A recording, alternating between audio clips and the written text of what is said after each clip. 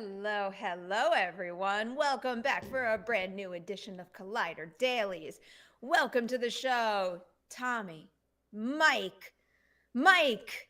So happy you're all here. And John, I'm so happy you're here with me today. How are you doing, my friend? I am sleepy, but like that's I'm always sleepy. Like if I'm not sleepy, there's something going on. Like Okay. sleepy is my normal. That's the status quo. Listen, I was telling you before we went live that I do need like a real night's sleep at some point, like a full solid, 8 hours, like a sleep well night too, not like wake up every couple of hours. Yeah, it's I hard to will say do. though, it's difficult to do, but I will say I'm kind of happy to be tired right now because like it means I've been busy and I've done some good things. So I am going to embrace my tiredness and appreciate it. There's a lot of great things going on right now, so it's definitely it's there. It's like a good type of busy right now, especially like with you because you're doing so many interviews and stuff right now that you've just got to be like absolutely crazy. Little Uh, bit, little bit. I but feel like we've gotten over the end of year hump with like big press days that Steve and I often do, but now it's the time when, those movies are coming out and it's time to share those interviews with our audience, and that's also a very exciting time. Like we have a lot of American fiction interviews coming up, and then oh, also I did the Iron Claw interviews too, which I'm very excited to share with everyone. that'll be exciting when those go up. I hope so. I hope so. You know what else is going on right now? It is holiday sweater season. So today, I'm going to move my mic for a second so you could see it. Alamo Very Draft nice. House. I wanted to give them a little love on camera because this time of year I feel like is the time to start thinking about favorite memories from 2023, and we shared this one because without a doubt, one of the greatest highlights of my year was going to Fantastic Fest, Oh yeah. meeting cool people, cool horror fans, incredibly talented filmmakers, how lovely the staff was at Fonz PR and the Alamo Draft House, just in terms of making sure we had the best experience possible. Truly, that was a dream of a week. And I'm so glad I got to share it with you, John, because you crushed it and we delivered so much work that I am so immensely proud of. I that might be the single greatest highlight of my career so far actually because it was a week of hanging out with you, which was fantastic. It was a week of getting to meet some just wonderful and incredibly talented people, getting to talk with a lot of like-minded folks, people who love movies and love horror and sci-fi and all that genre stuff. It was just so good, and getting a chance to go back to Austin and like visit a place that I lived for a while and be back in like the very unique sort of atmosphere that Austin has. The humidity I could have done without, but it was so much fun. And it's one of those things where I said this to you in the past and I really mean it. Even if I don't go back for work next year, I'm going to do my best to go like in any capacity that I can, whether it's as someone who's attending as a fan or someone who's working, whatever it is. I do not want to miss Fantastic Fest ever again. I'm right there with you. I love that festival quite a bit, and I want it to be an annual tradition for me and for you and for us to keep making more interviews there. Oh All yeah. right. First topic of the day. I've warned everyone on social media. Today is an A24 heavy show, and our first topic is a new A24 movie. So I'm going to read a little bit from the Deadline article about Dwayne Johnson's new collaboration with A24. So they say Dwayne Johnson will play Mark Kerr, the legendary MMA fighter, in A24's The Smashing Machine. The movie, which the studio is producing and financing, puts them back in business with Benny Safdie, who co-directed and co-wrote Uncut Gems, of course, with Adam Sandler. Safdie also wrote the script for The Smashing Machine. Johnson and Safdie have apparently been collaborating on the project since Johnson's Seven Buck Productions acquired the rights in 2019. The film will follow Kerr's struggle with addiction, winning love, and friendship in the year 2000. I love the sound of this. I love anything, or I have high hopes for anything with the A24 stamp on it. Admittedly, when a studio takes big swings, often like A24, a lot of the things they make work for me because pretty much everything is of sky high quality. But there's certain things that they've released that I have to be like, I admire it. It's not for me. I love the idea of Dwayne Johnson, though, getting into the A24 business because I do feel like there's a certain texture to the A24 type of movie that traditionally is not seen in the glossier big blockbuster productions that we've seen Johnson do lately. And I'm looking forward to, and again, I don't want to imply that I know the style or the vibe they're going for in this movie, but given A24's past releases, I think I do have a good sense of that. So I would like to see Johnson get into like grittier, more grounded territory. And I think this is a project that can afford him that opportunity. I am a little curious though if it's Johnson getting into the A24 sphere, or if it's the A24 sphere getting into the Johnson sphere. Inevitably, it's going to be a little of both, but I don't necessarily think A24 is going to make a movie that looks like, Black Adam or Jungle Cruise, for example. Well, I mean, we did get the news a little while ago that A24 wants to expand their horizons. They want to, for business reasons, they want to get into doing more than just kind of their very typical indie fare sort of stuff. So maybe this is their first step. Maybe this is them dipping their toes into that. And I mean, if you're going to be expanding out into bigger, more mainstream stuff, bringing in probably the most mainstream actor today makes sense.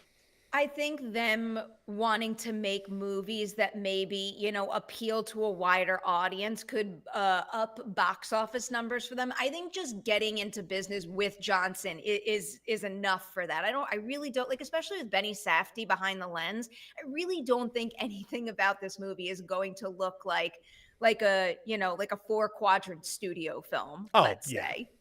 It's going to have that indie grit for sure, just because it is of who's working on it. But I am a little curious to see if it's going to be a little bit more clean cut and by the numbers than what we might have seen in the past.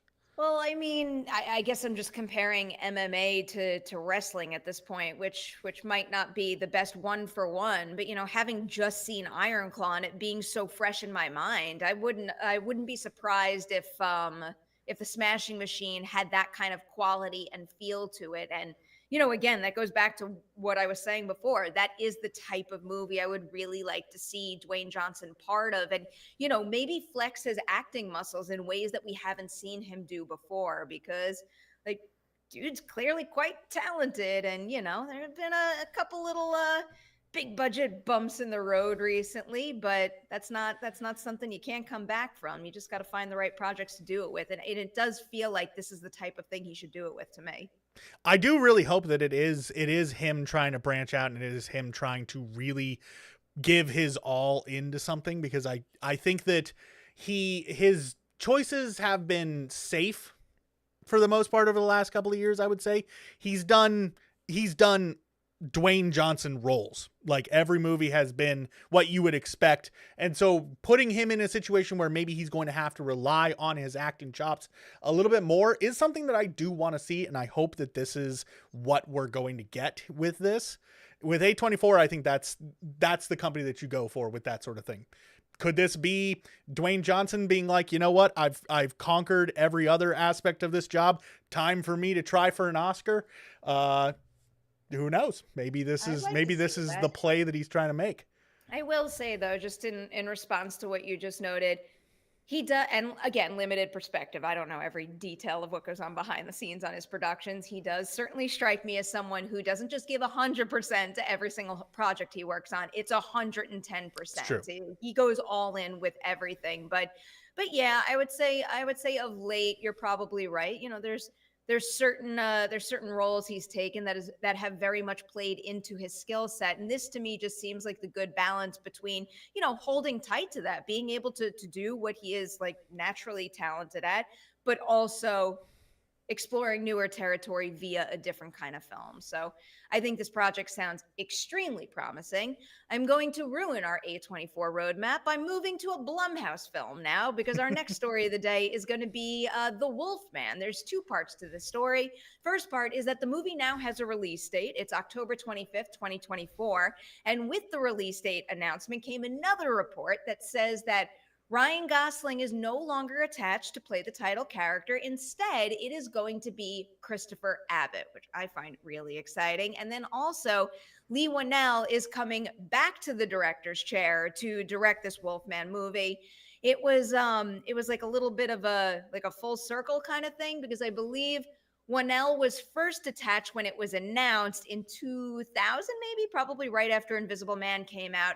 Then he stepped aside, and it was Derek Cianfrance, who of course has worked with Ryan Gosling in the past, who stepped in. But now both Cianfrance and Gosling have exited the project. Abbott and Whannell have stepped in, but reports are saying that Gosling is still attached as an executive producer on the film. So that's an interesting little bit of information. There's not very many concrete plot details out there right now. There's a couple of little points that were brought up in various articles, but, grain of salt until it's officially announced by the studio. But THR says plot details are being kept on the dark side of the moon, but the mysterious story is now focused on a man whose family is being terrorized by a lethal predator.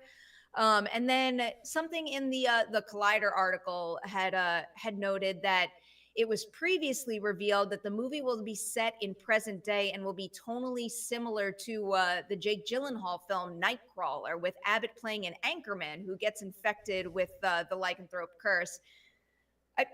Both sound very interesting, and I guess both could cross over too. So we'll see what story detail winds up sticking when we get a little more official information on the movie going forward. But I'm hyped, John. I'm hyped. I'm feeling good about this. I loved The Invisible Man so much when I saw that back. What was that? Was that 2018? 2020. Wow. It was that's right. It was one of the last movies before the shutdown happened. And then it was the movie that I was really grateful for, because when I was really sad and scared, I just watched that movie over and over. And for whatever reason, it made me feel better. It was originally going to be the last movie that I was going to watch before I went into lockdown. But then Screen Rant sent me to watch, what was the name of the movie? It was Vin Diesel. It was like a superhero movie. It was based on Bloodshot. And I watched that literally on my birthday, watched that, went to my 30th birthday party, and then went into lockdown. Yeah. So it was going to be Invisible Man. And I was like, that's a great movie to leave it off on. Then it was Bloodshot. Well, but Bloodshot has its high moments. It's not as strong as Invisible Man, but I didn't think that was. I didn't hate it, but I will never choose to rewatch it. Let's put it. That's how I would kind of look at that film. But Leigh Whannell really impressed me with Invisible Man. That film, that was one of those films that when I was done watching it, I was thinking about it for like a week or two afterwards. Mm-hmm. Like, it really stuck with me. And so having him kind of come back to sort of the Universal monster movie realm, I'm all for. Honestly, whatever he's got cooking, I'm not going to worry my pretty little head about it. When it comes out, I'm going to go see it, and I'm going to probably have a good time. Yeah. I'm not concerned. I'm right there with you. I always have faith in Leigh Whannell. I feel like, given all of his past work, clearly he is a natural talent behind the lens and knows how to, visually bring certain iconic characters to screen in a really effective manner. Something about doing Wolfman next, though, feels like a really nice next step from the action in Logan Marshall Green, Upgrade. From going from that to Invisible Man, and then also stepping into the realm of what, a werewolf could look like, the transformation, and also the action that could ensue from something like that. And I think I have to imagine he's ready for it. And then on top of that, I would have been excited if Derek Cianfrance and Ryan Gosling stuck on board. I would have had a lot of faith in that version of this movie too. But Leigh Whannell is a personal favorite. And then also Christopher Abbott. I mean, it's not like Christopher Abbott has come out of nowhere. He's just made movies that, again, like we were talking about before, they're not like big blockbuster 4-quadrant movies, but like dude's been crushing it for years and years and years now. And like he just has this really incredible ability to bring so much to screen with so much like subtlety and nuance. And I feel like he's especially exceptional of like bringing the internal world of the characters he plays like to life, to screen right before your eyes, giving the viewer access to things that maybe they shouldn't have access to. And with something like this kind of situation, I feel like that could suggest that a werewolf movie, a new Wolfman movie could have that added layer of depth to make it something different than versions of it we've seen before. So this is just like a really promising duo to me. I'm not as familiar with Abbott's filmography as you seem to be. I've only seen a couple of things from him, so I don't really know what to expect with him. But what I have seen from him, I was impressed. So I am not at all worried about him being able to do a good job, especially being paired up with Whannell. I think that it's going to be at least a decent movie. At the very least. And then hopefully the score is as good as The Invisible Man, because I'm still listening to some of that like in the car.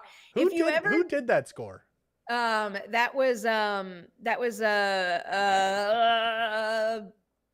oh my God.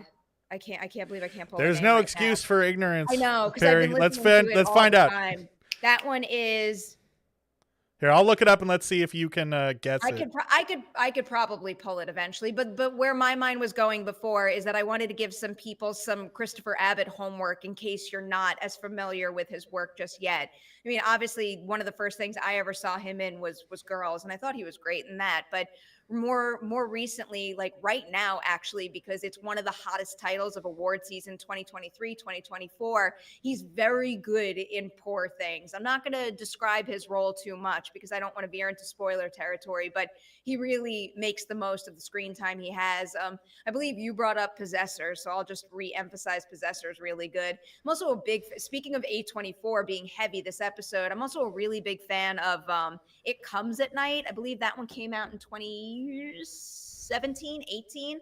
I thought that was great. Sure. And it's got a cast I love in general. Yeah. Black Bear, Hello, I Must Be Going. I feel like the second I stop listing movies, I'm gonna be like, shit, I should have said that movie too. But he's like, truly, he is great in literally every single thing I've seen him in. And I don't think he's capable of delivering anything less than great. So I'm quite excited to see what he does with Wolfman. By the way, Invisible Man's music was done by Benjamin Wallfish. Wallfish. There you go. All right.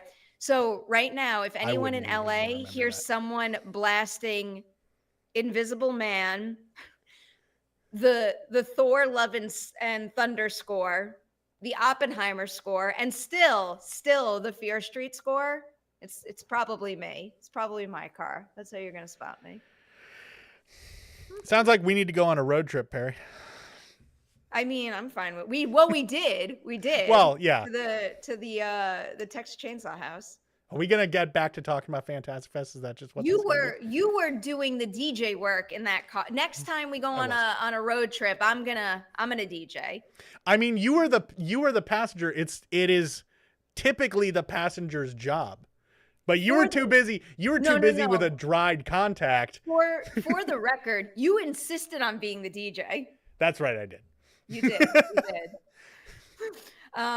More playlist information to come in the future because I keep adding scores to my playlist, especially this time of year when I'm gearing up to make my year-end montage. All right, last story of the day is an A24 story because we are going to react to the Civil War trailer.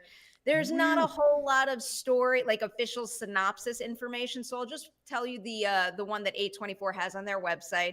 An adrenaline-fueled thrill ride through a near-future fractured America balanced on the razor's edge. So that's all they're giving us right now. If you've watched the trailer, you know it stars Cailee. Okay, here's another good recommendation for this year because Cailee Spaeny's performance in Priscilla, another A24 movie. I love how it's naturally coming up. Like I don't even have to push for it. Cailee Spaeny is so good. Is so good in Priscilla. That is such a like a quiet, understated, and again, internal performance where I feel like it's being overlooked because it's not super showy. But she's really good in it, and I think deserves more award season love than she's getting right now. Have you seen Priscilla? I have not. I know. Everybody go I watch it. I need you to understand how busy I am. And the fact that like if I don't Love have it. to watch something for work, odds are it's probably going to fly under my radar. And I hate that I gotta so come up much. with a video idea for you to feel forced to watch Priscilla. What we need to do, we need to start a review show and have me like watch stuff to review. We've already been talking about this, and this is We something can that we're review gonna. it on Collider Dailies. Yeah, we could do that for sure. But this is something that we've been that a few of us have been talking about. That we should bring up as like potential other shows in addition to dailies, because Well, we'll see. I feel like we should expand our offering. I don't know how chat feels about that.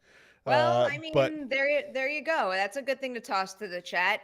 What types of coverage would you like to see more of on Collider Dailies or beyond? Sound off, and we'll check out what you all say. So what now? Going back to the actual topic, what did you think of the Civil War trailer? Because it's intense. It's intense. Alex Garland. It's intense. yeah, here's the thing: stellar cast, stellar group of people working on this film. I have no doubt that it's going to be a good film. This is the kind of movie that is going to break up families. Like it is going to start arguments. It's going to start fights. I feel like maybe there's a little bit of like that was kind of the point, but it like I was watching it and it almost made me feel uncomfortable because I could hear myself and some of my family members arguing about the movie's very existence right out the gate.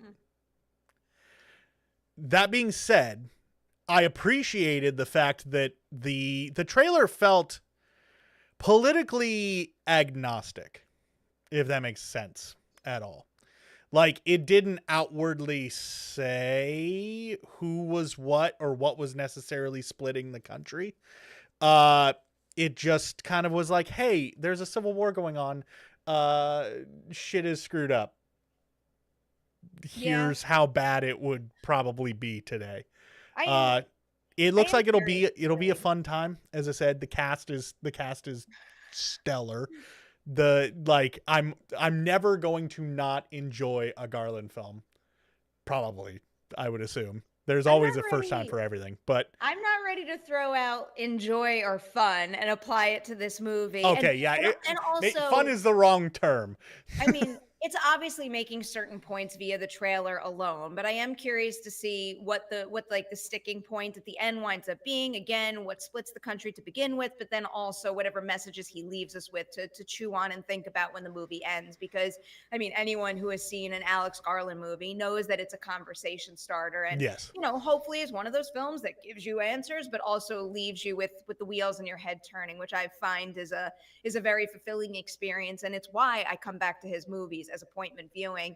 This was making me think a lot about Leave the World Behind. And it does seem like tonally and stylistically, these are two completely different movies, but it kind of does feel like we're in the era of disaster type movies skewing a little more current and real and possible.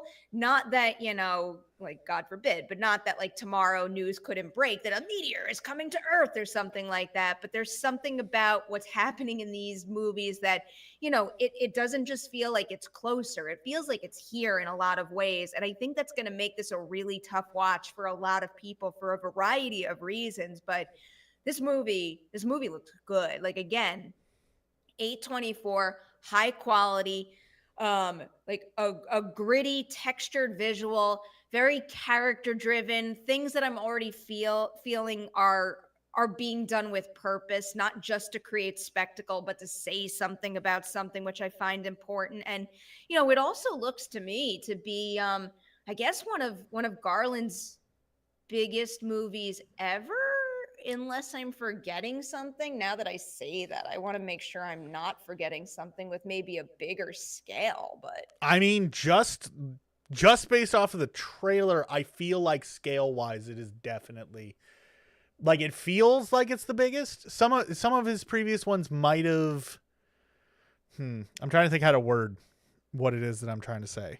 Well, I mean, to be frank about it, this looks like a big budget disaster movie where a Yeah. lot of his other films, while they were, like technically advanced, like an Ex Machina or something like that, or Annihilation, where it's like a big production with ambitious visuals. That story is a little more contained than what this is, and again, men very ambitious, but it was very character driven by a smaller ensemble, whereas this is a disaster scenario affecting the entire country. So big scale, big scope. It feels like it is a larger production in that there are more people. There are probably more people involved just because there's going to be larger crowds. There's going to be probably a larger cast overall. Yeah, it feels like it is, as you said, it is a big budget blockbuster disaster film, which, if you had asked me, hey, what kind of movie do you think that Alex Garland's going to make next? I would have told you it's probably going to be something that is going to fill me with deep existential dread. And this movie probably still will, but I wouldn't have said big budget disaster film. But I'm on board for it. I'm absolutely going to watch it. I'm just going to do my best to not talk to any of my family or friends about it. I will say I do appreciate seeing Kirsten Dunst doing something. Not that she hasn't been doing stuff, but you know what I mean? Like something really like upfront that I am fully aware of, because I feel like what she's been doing, maybe I haven't been the most aware of, but just seeing her just made me happy. That's all I'm trying to say. Yeah, and it does seem like she's picking, projects with great purpose. I mean, some of the most recent ones, obviously Power of the Dog. I thought she was phenomenal in that. And I guess because we were talking about Priscilla, The Beguiled is quite good too. So she's definitely doing good work. And of course, I'm never going to argue with seeing Jesse Plemons pop up in a movie. That, I mean, even just in a trailer alone, that scene already feels very, very intense, like edge of your seat quality stuff. Yeah. So I think this movie is shaping up to be a pretty good one. Probably one that you won't be able to like sleep easy after watching, but looks like some good stuff. As one of the chatters, I'm trying to find exactly which person in chat specifically said it. I'm sorry, I'm spacing off. I've lost it. Specifically pointing out evil president Nick Offerman. I love Nick Offerman and everything. When he popped up in the trailer, like it caught me off guard for a second because I didn't expect it. Because like I hadn't actually read anything about this movie before I watched the trailer. I knew that there was a Civil War movie coming from Alex Garland, and that was it. That was the extent of my knowledge of it. So I didn't know who was in it. And for having Nick Offerman show up and be the president, I was just like, why does this work as well as it seems to work in the trailer? He didn't have to show up. The second I heard him utter like 3 words, I'm like, oh, Nick Offerman, he's something else. I love that man quite the more than I right should. Now also. Yeah, no, he's real damn good. All right, I'm gonna put you on the spot for one last question for Collider Dailies for today. This is a mean question. I don't know why I'm asking this because it's stressing me out thinking about my answer. Do you have a favorite A24 movie of all time?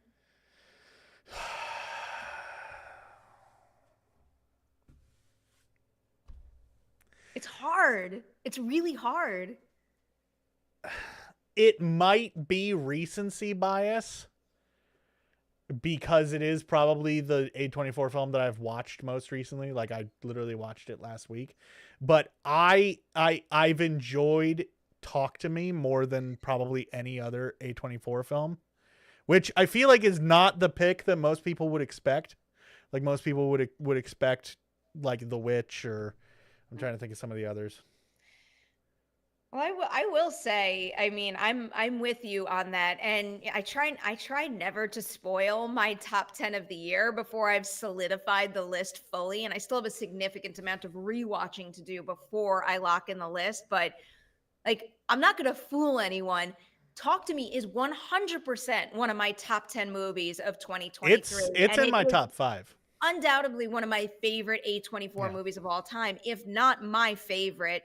I also have Everything Everywhere All at Once quite high on my list. Oh yeah, of course. I watch Hereditary a lot, like a disturbing amount. I watch it over and over, and because we already brought it up, Uncut Gems is exceptional. No movie puts me into a sweat quicker than that one. Even though I know what's happening and I've seen it a bajillion times at this point, it's still like the tension is just so palpable.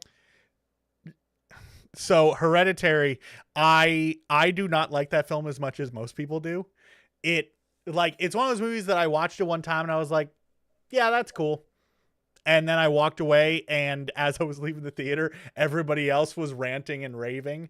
I don't know what it was about the movie. I just wasn't as on board with it as other people, but I should have. You would think being a horror fan, I should have loved that movie far more than I did. And I can't pinpoint why I didn't. It's just one of those things that I'm just like, I wasn't as jazzed on it. I don't know. I hear it. To Before we go from Collider Dailies, there is one small bit of A24 related news that we should bring up, considering that it broke about 3 hours before showtime. I don't know if even you heard this, or if you know anything about it at all. A24 is teaming up with game designer Hideo Kojima. They're going to be producing a film adaptation of Death Stranding. Hideo Kojima is a man who I have said for years, he very clearly just wants to make a film. Somebody should just let him make the movie already. And it seems like someone is letting him do it. We don't know how much he's going to be involved with this film, but considering that the game, one of the biggest criticisms that anyone ever had with that game was, I feel like I'm just watching a movie and then walking for an hour. It very much is of no surprise to anyone that if they were going to adapt a video game, Death Stranding is one to do. So I just figured we should at least mention that, because I know that in the world of, gaming, which is something that I'm much more of a part of, it's something that a lot of people are talking about, so we should touch upon it because it is big news. I'm going to be watching the hell out of that movie. Yeah, I mean, again, literally anything A24 touches is appointment viewing for me, and when I don't know a whole lot about source material and they're involved, I mean, that's exciting because it encourages me to dig into something that I'm not super familiar with. All you need to know is Norman Reedus carrying a baby in a jar and a mountain of boxes. Interesting. It gets weird. Hideo Kojima is known for very weird, very convoluted stories. So trying to compress it into the duration of a film is going to be interesting, but we'll see what happens with that. We'll see. I'm open-minded. I'm looking forward to it. We have somewhere to be. So we have to wrap this episode of Collider Dailies and say thank you to everybody out there for watching this Thursday edition of the show. Stay tuned. We'll be back. Today's Thursday, right? Yeah, it is Thursday. Tomorrow's Friday. I know. They're all rolling together. Tomorrow is going to be an episode with you and Maggie, is it not? I'm so excited. I feel like I most rarely get to do an episode with Maggie. So when one of those pops up, I'm like, yeah, I can't wait. So we will see you tomorrow morning with a brand new episode at 10 a.m. Pacific. Have a good one, everyone.